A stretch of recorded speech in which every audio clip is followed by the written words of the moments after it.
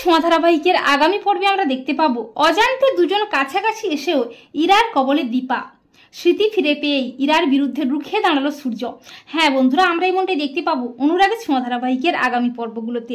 দীপা সূর্যের খোঁজে আবারও হসপিটালে যায়, কিন্তু সেখানেও সূর্যের কোনো খোঁজ না পেয়ে হতাশ হয়ে পড়ে দীপা মনে মনে ভাবে, ডাক্তারবাবু আপনি কোথায় আছেন, আপনাকে কোথায় খুঁজবো আমি। অপরদিকে সূর্য আবারও মানসিক স্বাস্থ্যকেন্দ্র থেকে পালিয়ে আসে সবাই চোখের আড়ালে। এরপর সোনারূপাকে গাড়িতে বসিয়ে রেখে দীপা যখন হন্যে হয়ে সূর্যকে খুঁজছে রাস্তায় রাস্তায়, তখন সূর্য ওই রাস্তা দিয়েই আসে। আর রূপার মনে হয়, কাকে দেখলাম আমি, বাবার মতো মনে হলো। এরপর সূর্য মাঝ রাস্তার ওপর দিয়েই হাঁটতে থাকে, আর সূর্যের পেছনে পেছনে ওই রাস্তা দিয়ে দীপাও আসে। আর ঠিক তখনই সূর্যের সামনে একটা চলন্ত ট্রাক আসে, কিন্তু সূর্যের কোনো হুঁশ থাকে না। দীপা বলে, উনি ভাবে কেন হাঁটছেন, অ্যাক্সিডেন্ট হয়ে যাবে তো। দীপা চিৎকার করতে থাকে, সরে যান অ্যাক্সিডেন্ট হয়ে যাবে, কিন্তু সূর্যের কোনো হুঁশ থাকে না। তখন দীপা সূর্যকে বিপদ থেকে বাঁচিয়ে সূর্যের মুখোমুখি হয়। দীপা আচমকা সূর্যকে দেখে অবাক হয়ে যায়, দুজন দুজনের দিকে তাকিয়েই থাকে। আর দীপাকে দেখে সূর্যের একটু একটু করে স্মৃতি ফিরতে থাকে। দীপা বলে, ডাক্তারবাবু।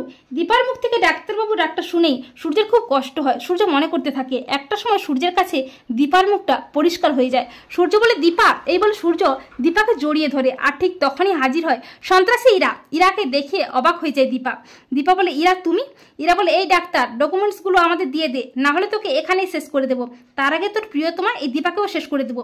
তখন সূর্য ইরার বিরুদ্ধে রুখে দাঁড়িয়ে বলে, এই যে সন্ত্রাসী, তোর অন্যায় কর্ম আমি জেনে গেছি, আমার কাছে সব প্রমাণও আছে, পুলিশের কাছে সব প্রমাণ দিয়ে তোকে পুলিশের হাতে তুলে দেবো। আর দীপা এইসব কথা শুনে অবাক হয়ে যায়। দীপা বলে, ডাক্তারবাবু কি হয়েছে আমাকে বলুন। তখন সূর্য বলে, দীপা আমি তোমাকে সব বলবো, এই ইরা যে আসলে কে আমি তাও বলবো। তো বন্ধুরা, তোমরা এটাই চাও তো যে সূর্য যেন দীপার মুখোমুখি হয়ে স্মৃতি ফিরে পেয়ে ইরার অন্যায়ের বিরুদ্ধে রুখে দাঁড়ায়? কমেন্ট করে জানিয়ে দাও তোমাদের মতামতটি।